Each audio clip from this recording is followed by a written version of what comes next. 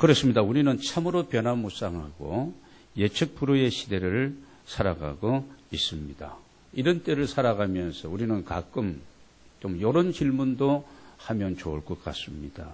나는 누구인가? 나는 누구인가? 하나님 앞에서 나를 생각하면 우리가 예배 전에 마음을 여는 찬양을 부를 때에도 그런 찬양이 있었죠.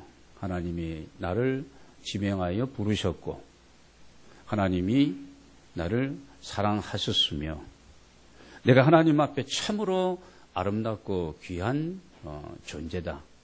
그분이 나를 향하신 그런 기대하심이 참으로 많다. 이런 나라는 것입니다. 이 질문, 나는 누구인가 하는 이 질문은 철학적이며 좀 실존적인 그런 어떤 질문 아닙니까?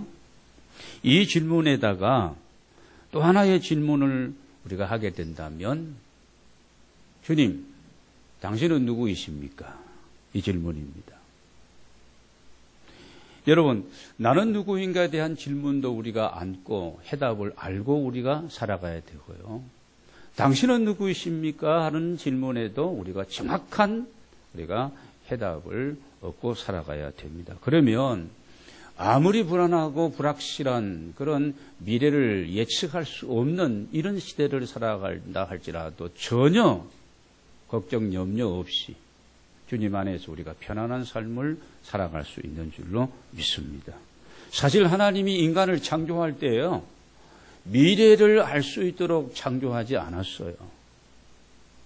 우리가 과거에 이런 것들은 우리가 또 알 수 있지만, 그러나 미래를, 누가 미래를 예측하고 미래를 알려준다, 쪽집게 무당이라든지 무속인이라든지 또 기독교의 어떤 은사를 입었다는 사람들이 또 여러분의 미래를 이렇게 점쳐준다.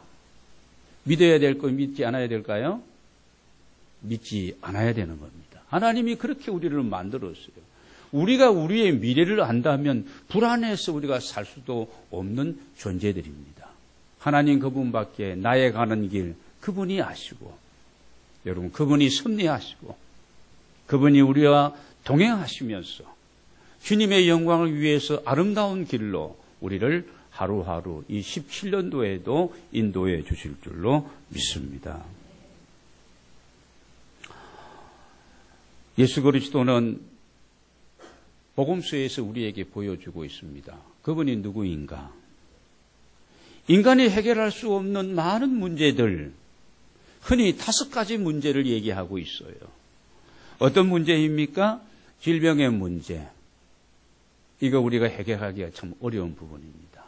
유능한 의사 선생님들이 현대의학의 기술로 이런 경험으로 이렇게 해서 많이 우리가 도움을 받고 있지만 이거 쉬운 것은 아닙니다. 또 우리의 마음에 불안한 이 불안증 있잖아요. 괜히 불안해. 불안거리가 없는데도 불안해. 모든 일이 잘 되고 있는데도 불안해. 불안한 거예요. 초조한 겁니다. 또 만족함이 우리에게 없어요. 만족함이 없어요. 불만족. 가정생활에도 그럴 수도 있습니다. 부부간에 그럴 수도 있습니다.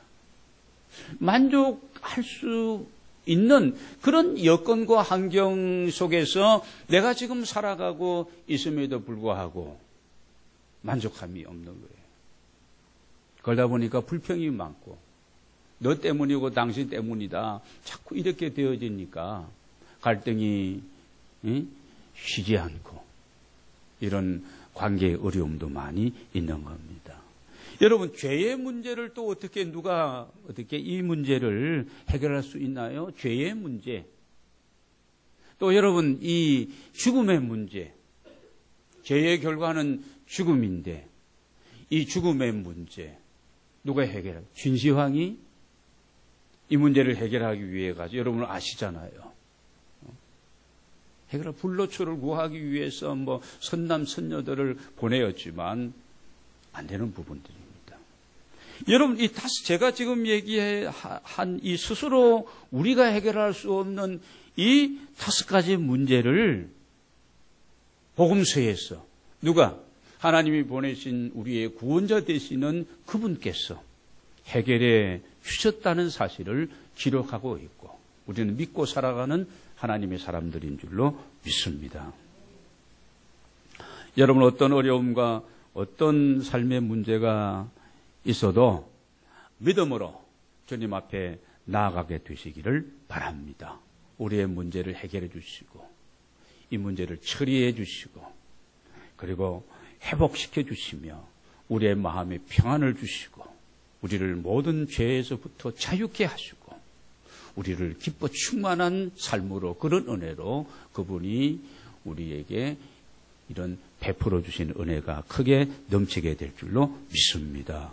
그러므로 여러분, 이 한 해를 살아갈 때 우리 환경을 탓하든지 이 시대를 탓하든지 그렇게 우리가 생각하지 말고, 내가 하나님 앞에서 새 사람이 되어진다면 그리스도 예수 안에서 모든 것이 새로워지고, 그렇지 않습니까?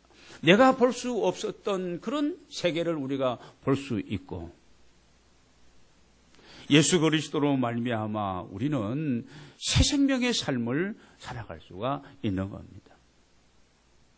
요한복음 1장 12절을 보면 영접하는 자, 곧 그 이름을 믿는 자들에게는 하나님의 자녀가 되는 권세를 주셨으니, 같이 한번 우리 읽도록 하겠습니다. 시작. 영접하는 자, 곧 그 이름을 믿는 자들에게는 하나님의 자녀가 되는 권세를 주셨으니. 그렇습니다. 그분에 대한 소식을 듣고 그분을 영접하고 그분 앞에 나의 모든 것을 내어놓고 자복하고 동의하고 내가 마음으로 믿고 입으로 시인하고 그분을 받아들인다면 하나님의 자녀가 되는 이 권세를 우리가 누리게 되는 줄로 믿습니다. 그러면 모든 것이, 다시 말씀드립니다, 모든 것이 달라 보이고 모든 깨어진 관계가, 흐트러진 관계가 정상으로 회복되어지고, 전에는 그냥 땅만 보고 그냥 이렇게 살았는데 이제는 좀 위를 쳐다보고 하나님의 세계를 꿈꾸며 하나님의 나라와 그 일을 위해서 우리가 같은 비전을 가지고 우리가 그렇게 살아갈 수 있도록 새로워지는 겁니다. 하나님이 나를 통해서 하시는 일들, 앞으로 하고 싶은 그 일들이 보여지기 시작하고, 전에는 그런 어떤 것들에 확신이 없었는데 내가 새 사람이 되어지고 예수 그리스도 안에서 믿음으로 하나님의 자녀가 되어지고 난 다음부터 할 수 있다는 믿음이 생기게 되어지니까, 할 수 없다고 생각하고 무슨 일을 하면 되는 일이 어디에 있겠어요? 할 수 있다고 생각해도 잘 안 되고 어려운데, 이건 어렵다, 안 된다, 이게 힘들다, 그렇게 생각하고 뭘 시도하는데 될 일이 사실은 없는 겁니다. 우리의 삶에 어려운 문제들, 언제는 우리가 그런 문제가 없이 지금까지 살아왔습니까? 자꾸 큰 문제들이 우리의 삶에는 늘 있었습니다. 그러나 그때마다 주님의 음성이 우리에게 들리는 거예요. 아까 찬송했죠. 두려워하지 마라. 내가 너와 함께 할 것이다. 나는 내 하나님이다. 너의 입을 넓게 열고 너가 기도해라. 그래서 우리가 기도와 찬송의 입을 넓게 열고 부르짖고 간구하고 주께 나아가면 이를 행하는 여호와, 그 일을 만들어 성취하는 여호와께서 우리의 모든 장애와 어려운 문제들을 해결하시고 하나님이 그 가운데 또 다른 일들을 계획하시며 우리를 선한 길로 인도해 주시는 줄로 믿습니다. 유능한 항해사는 바람과 파도를 만난다 할지라도 별로 그렇게 두려워하지 않는다 그래요. 왜인 줄 아십니까? 유능한 항해사가 되기까지 얼마나 크고 작은 이 파도와 장애와 더불어 싸우면서 그래서 유능한 이런 1등 갑장 이런 선장이 된 거죠. 여러분, 위대한 항해사는 그냥 만들어지는 것이 아니라는 말씀입니다. 하나님 앞에서 여러분, 저와 여러분의 삶도 마찬가지입니다.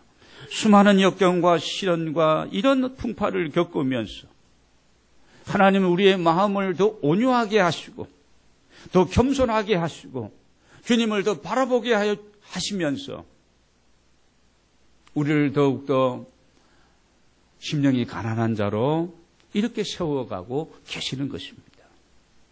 욥은 고백합니다. 욥기 23장 10절에서 우리 같이 한번 읽겠습니다. 시작. 그러나 내가 가는 길을 그가 아시나니 그가 나를 단련하신 후에는 내가 순금같이 되어 나오리라. 그렇습니다. 그가 나를 단련하신 후에 내가 순금같이 정금같이 주님 앞에 서게 된다는 말씀입니다. 믿음의 사람으로 온유하고 겸손한 사람으로 하나님이 하셨습니다. 하나님이 하실 것입니다. 이렇게 고백하는 사람으로 우리를 다듬어 세우고 계시다는 것입니다. 그래서 하나님을 사랑하는 자, 뜻대로 사랑하는 자에게는 모든 것이 합력하여 선을 이루어 가시는 하나님이신 줄로 믿습니다. 오늘 하나님은 새로운 포도주를 우리의 인생에 담아주기 위해서 오늘 본문에서 말씀합니다. 새 부대를 준비하라고 말씀합니다. 하나님이 이 새 부대를 준비하는 작업을 여러분 개인적으로 하시고 계십니다. 존경하는 우리는 하나님이 우리를 그렇게 단련하시고 만들어 가시는데 오늘 우리가 어떤 자세를 가지고 그 하나님의 작업 앞에서 내가 어떤 자세를 가지고 있느냐는 것은 굉장히 중요한 문제입니다. 여기에 새 포도주는 뭘 의미하겠어요? 새 시대, 새 은혜, 새 복음, 예수 그리스도께서 오셨다 이거예요. 강력한 새 역사를 이루어 가시는 성령의 충만한 은혜, 이게 여러분 새 포도주입니다. 낡은 부대는 무엇일까요? 낡은 부대. 이스라엘 사람들은 이 양이나 이 염소를 잡아가지고 통째로 껍질을 이렇게 벗겨가지고 밑을 묶고 위를 묶어서 그 안에 잘 말리고 이렇게 했어. 그 안에도 물을 담고 포도주를 담고 그리고 여행할 때 가지고 가기도 하고 보관하기도 합니다. 여러분, 낡은 부대는 과거에 내가 가지고 있었던 그 가치관, 잘못된 어떤 신앙의 그런 어떤 형식들, 그런 거 있잖아요. 어떤 전통, 별로 중요한 것이도 아닌데도 불구하고 또 그런 어떤 관습들, 여기에 매여서 살아가는 과거에 예수 그리스도를 내가 고백하기 이전에 주님을 만나기 전에 내가 이렇게 살았던 이 모든 삶의 내용들입니다. 이 방식들이에요. 그게 낡은 부대라는 겁니다. 여러분, 하나님 우리에게 새로운 은혜를 날마다 더하고 계시는데 이 새로운 포도주를, 새 은혜를 담으려면 새로운 땡땡한 새 부대를 준비해야만이 그 새 포도주를, 새 은혜를 담고 간직할 수 있고 새로운 하나님의 교회, 새로운 역사, 새로운 시대를, 새로운 삶을 우리가 열어갈 수 있는데 여러분, 이 새 부대를 준비하는 일은 누가 해야 될까요? 새 포도주도 하나님이 부어주시고 새 부대도 하나님이 만들어서 옛다 하고 주시는 것이 아닙니다. 새 부대는 누가 만들어야 돼요? 내가 만들어야 된다는 겁니다. 내가 누구인지 질문이 있잖아요. 근본적인, 본질적인, 실존적인 이 질문. 내가 누구인지. 내가 누구라는 것은 내 마음과 내 생각이 어떠한지 이거예요. 그 마음의 생각이 어떠한지 그 위인됨이 나타나게 되거든요. 내가 믿음의 사람으로서 신앙생활을 하고 있는 하나님의 사람으로서 내가 새 사람이 되어야 된다. 새로운 일들 여러분이 소원을 가지고 계시는데 오늘 내가 누구냐는 거죠. 내가 누구냐는 것은 내가 어떤 생각을 하고 무엇을 위해서 내가 지금 살아가고 있는가 이거예요. 만약에 낡고 헐어있는 그런 부대라면 그 부대에 새 포도주를 하나님이 담아주실까 안 주실까요? 절대 담아주지 않으십니다. 왜냐하면 오늘 본문에도 나와 있습니다. 낡은 부대는 이 새 포도주를 감당할 수 없으니까요. 여러분, 새 포도주는 우리가 아는 것처럼 이 발효가 잘 되어서 이 팽창하는 힘이 있잖아요.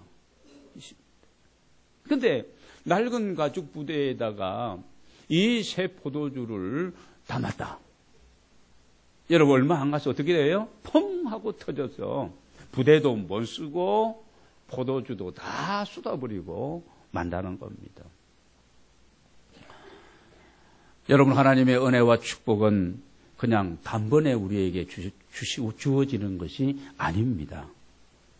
새 부대를 준비하는 작업을 내가 얼마나 했느냐. 예수님의 씨 뿌리는 비유에서도 뭐 길가와 같고 가시밭과 같고 뭐 이런 밭들이 있는데 이 밭들을 얼마만큼 옥토가 되도록 그 밭은 우리의 마음이라 그랬잖아요.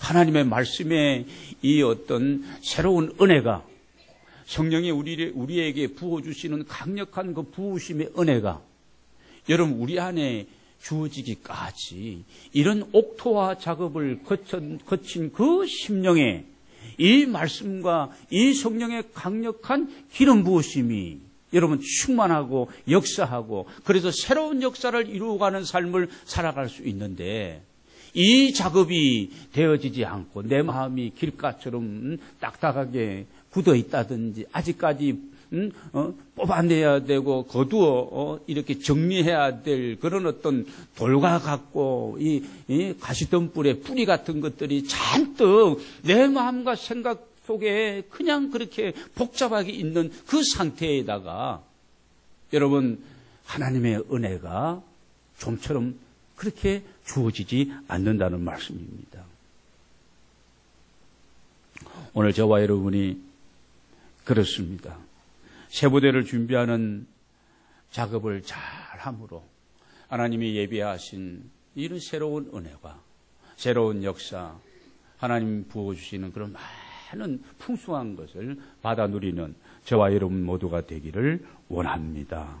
때문에 우리는 깨끗한 마음의 그릇을 우리가 준비하고 좀 크게 준비하고 그리고 그 마음을 깨끗함을 우리가 거룩함을 아까 우리 찬송한 것처럼 신실하게 또 진실하게 거룩하게 구별하게 그 마음을 계속 간직할 때에 그 깨끗한 그릇에 여러분 하나님이 우리 개인과 우리 교회와 이 민족을 향해서 하나님이 준비하시고 예비하시 허락하신 은혜를 이 시대에 부어주실 줄로 믿습니다.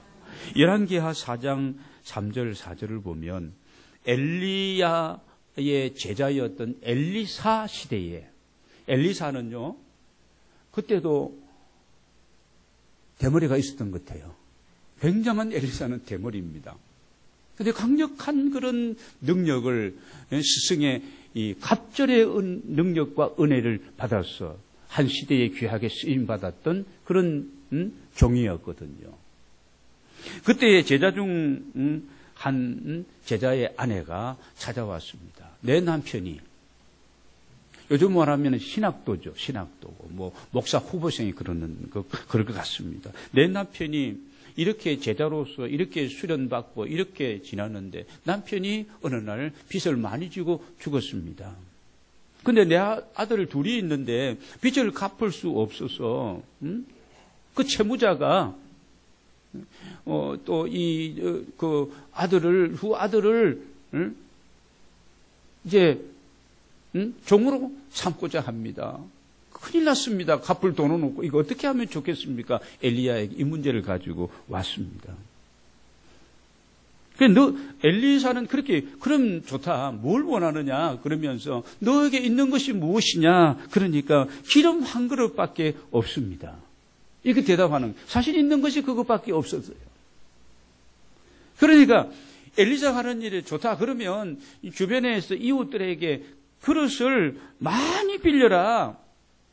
빌려놓은 그 그릇에다가 너 한 그릇 있는 그 기름을 계속해서 쏟아 부어라. 그랬더니요, 마치 오병이의 역사처럼 이런 역사가 구약시대도 있었던 거죠. 부으니까 계속해서 기름이 마르지 아니하고 빌려온 그 그릇마다 가득가득 채울 수 있었습니다. 그것을 팔아서 빚을 갚고 너희들이 두 아들과 함께 그렇게 생활하라고 한 적이 있었습니다. 여러분, 오늘 여러분에게 있는 것이 무엇이 있습니까? 여러분, 작은 것이라도 여러분이 하나님이 주셔서 여러분이 가지고 있는 것에 감사하시기를 바랍니다. 그리고 믿음으로 주님이 무슨 말씀을 하시든지 간에 절대 순종하는 우리가 믿음을 가지고 반응하고, 오늘 이 홀로 된 여인이 이 문제를 가지고 지금 그릇을 몇 개를 빌리느냐, 얼마나 큰 거를 빌리느냐, 어떻게 하느냐는 것은 자기 할 몫이에요. 자기 할 몫입니다. 많이 이렇게 준비하고 큰 거라도 준비했다면 아마 넉넉하게 그래서 팔아서 빚 갚고 생활할 수 있었을 거예요. 그런데 그 엘리사의 말이 합리적이고 상식적이지 않는 그런 말이었기 때문에 그냥 적당하게 두세 개 빌렸다면 별로 없었을 거예요. 오늘 우리가 그렇습니다. 새 부대를 준비할 때에 주님 우리에게 새로운 은혜, 새로운 역사, 하나님이 우리를 향해서 준비한 아름다운 것들을 담아주시기를 원하시는데, 내가 믿음으로 순종하고 여러분 이 새 부대를, 새로운 마음을 내가 얼마만큼 준비하냐에 따라서 여러분 역사는 달라지게 될 줄로 믿습니다. 믿음만큼 역사한다는 그런 말씀입니다. 여러분, 우리가 가는 길 그분이 다 아시는 줄로 믿습니다. 그분은 그것만 아시는 것이 아니라 내 마음도 정확하게 그분은 알고 계십니다. 여러분, 이제는 우리가 내가 원하는 대로 내 생각, 내 뜻 따라 우리가 신앙생활을 하려고 하면 안 됩니다. 하나님이 원하시는 길로 우리가 나아가야 되고요. 나를 비운 것만큼, 내 믿음을 가진 것만큼 하나님이 비운 만큼 채워주시는데, 믿음의 부대, 이 순종의 부대, 겸손함으로 온유함으로 우리가 주님 안에서 준비하고 주님이 주실 그 은혜를 기대하며 살아가는 우리 모두의 삶이 되기를 원합니다. 설교가 끝난 것이 아니고 중반쯤 왔습니다. 18절을 보겠습니다. 18절. 우리 집사람이 그래요. 제발 설교할 때 다 끝난 것처럼 얘기하지 말아라. 시간은 지금 별로 안 갔어요. 아직 40분도 안 됐어요. 전체 예배에 18절 한번 보겠습니다. 본론으로 들어가도록 하겠습니다. 18절을 봅니다. 18절에 보면 어떤 내용이 나옵니까? 사람들이 와서 예수님께 질문을 합니다. 아니, 세례 요한의 제자들과 바리새인들이 금식하고 있는데 일주일에 2번씩 꼭 금식을 하고 이런 전통을 계속 지키고 있는데 왜 예수님 당신의 제자들은 이런 금식도 하지 아니하고 이런 전통을 무시하고 그럽니까? 그 얘기를 합니다. 19절 우리 한번 같이 읽겠습니다. 시작. 예수께서 그들에게 이르시되 혼인집 손님들이 신랑과 함께 있을 때에 금식할 수 있느냐? 신랑과 함께 있을 동안에는 금식할 수 없느니라. 한 절을 더 읽겠습니다. 그러나 신랑을 빼앗길 날이 이르리니 그날에는 금식할 것이니라. 자, 이 금식의 문제를 가지고 지금 예수님께 질문을 하고 있습니다. 주님의 대답은 간단합니다. 혼인집 손님들이 지금 신랑과 함께 있는데 어떻게 금식하고 그렇게 우울해하고 그렇게 슬퍼할 수가 있겠느냐? 여러분, 신랑과 함께 있는 그 잔치집, 혼인 잔치집은 가장 기뻐하고 가장 축복해야 될 노래가 있고 막 그렇잖아요. 기쁨이 있고 뭐 이런 날인데 어떻게 금식할 수, 슬퍼할 수 있겠느냐? 신랑을 빼앗길 날이 오리니 그때는 금식할 것이니라. 신랑과 함께 있을 때는 금식할 필요가 없다는 겁니다. 그러면서 오늘 예수님이 이 말씀 하신 거예요. 생배 조각을 낡은 옷에 붙이는 자가 어디 있느냐? 여러분 한번 경험이 있으신지요? 저는 군대 생활을 하면서 저 철원에서 3, 4단에서 군대 생활을 했는데 최전방입니다. 근데 그때의 이 군인들이 입는 이 의복 색깔이 군복 색깔인데 한 두세 번만 씻으면 하얀 백색으로 바뀌는 거예요. 근데 그때 아마 제가 알기로는 군대 높은 사람들, 이 사람들 영창에 좀 간 줄로 알고 있습니다. 그리고 이게 얼마나 빨리 달아버리는지요. 여러분, 이제. 그래서 뭐 무릎마다 이게 찢어지니까.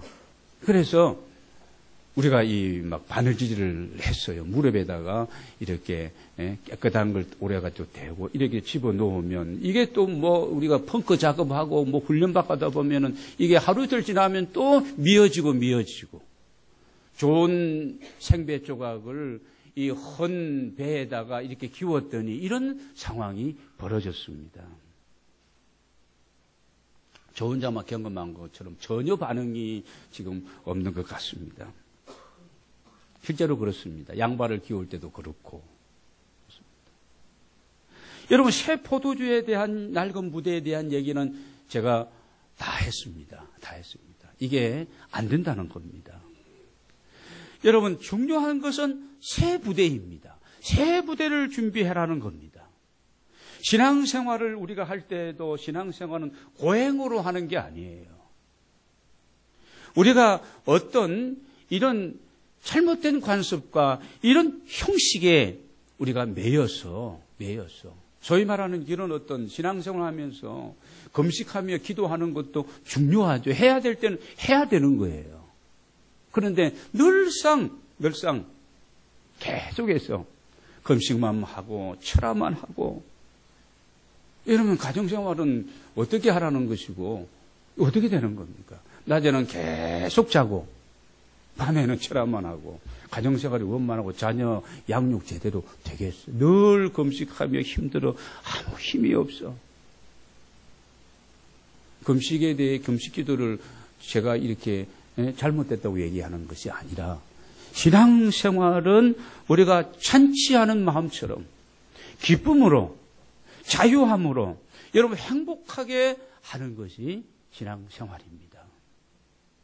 예수 잘 믿는 사람을 우리가 오해하면 안 되는 거예요. 언제나 우울해하고 언제나 울면서 기도만 했다 하면 울어 그냥. 그게 울 때도 있지요. 통회하고 자복하고 감사해도 울 때도 있고 무슨 일을 생각하고 집안 식구들을 생각해도 울며 기도할 수도 있습니다. 평생 그냥 울어. 이런 신앙생활을 잘하는 겁니까? 저는 그렇게 생각하지 않습니다. 기뻐할 때는 기뻐하고 감사할 때는 감사하고 찬양하고 다른 사람에게도 기쁨을 주며 사는 사람이 여러분 신앙생활 잘하는 분들인 줄로 믿습니다. 예수님께서 우리의 문제들, 아까 제가 얘기했던 5가지 문제들, 인생에 이 해결하지 못했던 난제들 예수 그리스도께서 다 해결해 주셨습니다. 우리는 다시 오실 그 주님을 대망하며 사모하며, 교회는 예수 그리스도의 신부예요. 신부된 교회가 다시 영광 중에 승리의 주님으로 주님의 나라로 우리를 인도하실 그 주님이 다시 오실, 그 나의 주님, 우리의 주님이 오실 날을 우리가 사모하고 기다리고 살아가는 사람들이 우리가 아니겠습니까? 소망이 넘치는 거예요. 이게 복음입니다. 이 복음을, 예수님이 오셔서 이 복음의 시대가 열려지고 있는데, 메시아 되시고 불가능의 전문가가 되시고 구원의 주님이신 주님이 오셨는데도 유대 종교의 그 간습과 그 전통과 그 조례에 매여가지고 의미도 모르고 형식적으로 금시만 하고 있는 그 시대에 종교단체에 대해서 일침을 가하면서 새로운 복음의 시대가 열렸음을 우리에게 선포해주고 있습니다. 여러분, 이 복음의 은혜가, 이 복음 안에서 자유함이, 이 복음으로 만들어지는 기쁨이, 이 행복이 여러분 모두의 삶 속에, 가정 속에 함께 하시기를 주의 이름으로 축복합니다. 21절, 22절 말씀이 그런 말씀. 낡은 옷, 낡은 부대, 생배 조각, 새 포도주. 이건 새 포도주는요, 이거는 생명력이 있다는 겁니다. 복음의 놀라운 이런 어떤 능력의 역사, 이걸 말씀하고 있습니다. 오늘날 우리 교회가 만약에 이 복음의 이 본질을 놓쳐버리고 정말 형식적이고 이 율법적인 의식과 예배에 사로잡히게 된다면, 여러분, 복음이 없다면 이건 정말 생명력이 없는 종교인일 뿐이고, 이 복음의 본질을 놓쳐버리고 이 복음 안에서 자유함이 없는, 그래서 이 생명력이 있는 복음의 역사가 사회에 아무런 영향을 끼치지 못하고 있는 기독교회라면 또 하나의 종교 집단에 불과하다는 것입니다. 그래서 교회가 개혁해야 된다는 것은, 저는 그렇게 얘기합니다. 교회의 개혁은 예배 개혁으로부터 시작되어지는 겁니다. 여러분, 예배에 늘 승리자 되어지시기를 바랍니다. 기쁨으로, 감사함으로. 또 주일이 되었네. 또 가야 되냐고. 그러면 안 돼요. 그러면 안 돼요. 아이고, 이게 주일이, 정말 빨리 왔네. 너무 좋다. 너무 감사하다. 왜 찬송은 다른 게 한 장만 보는데 왜 2장씩 부르느냐? 때로는 10장도 부르느냐? 그러면 안 되는 거예요. 막 나의 기쁨, 나의 소망 그러면 막 기쁨과 소망이 내가 넘쳐야 되고, 막 예배가 기다려져야 되고, 내가 주님 앞에 오늘 어떤 감사의 제목을 가지고 나가고, 주님 앞에 내가 뭘 드릴까? 주님이 내게 주신 것이 무엇일까? 너무 기쁘다, 너무 감사하다. 막 규칙할 수가 없습니다. 그렇게 돼야 됩니다. 여러분 모두 그렇게 될 줄로 믿습니다. 놀라운, 그게 새 사람, 그리스도 새 사람입니다. 그러면요, 시간 이렇게 구체적으로 제가 설명을 군대 생활 귀어 입은 그런 거 설명할 필요도 없어요. 그냥 생배조가, 그냥 새 포도주 얘기하면 그냥 은혜가 되는 거예요. 여러분, 오늘 중요한 것은 내가 변하여 새 사람이 되는 겁니다. 그럼 새 교회, 새 역사, 새 시대, 불안하고 혼란하고 어떻게 될 것인가? 누가 될 것인가? 여러분, 새 시대를 하나님이 열어주실 줄로 믿습니다. 새 사람이 먼저입니다. 내가 먼저 새로워지고, 개혁은 항상 나로부터 시작이 되어지고, 우리가 잘못된 지금까지 편견과 이제 선입견이 있던 그런 것들로부터 우리가 탈출하고 깨트려버리고, 편견은 이 고정관념 이런 것들은 깨트려야 됩니다. 탈출하고 낡고 냄새나는 옛것은 벗어버리고, 하나님 주시는 은혜 안에서 새로운 마음, 이 새로운 믿음으로 다시 여러분 이 한 해를 여러분 시작하는 저와 여러분이 되기를 원합니다.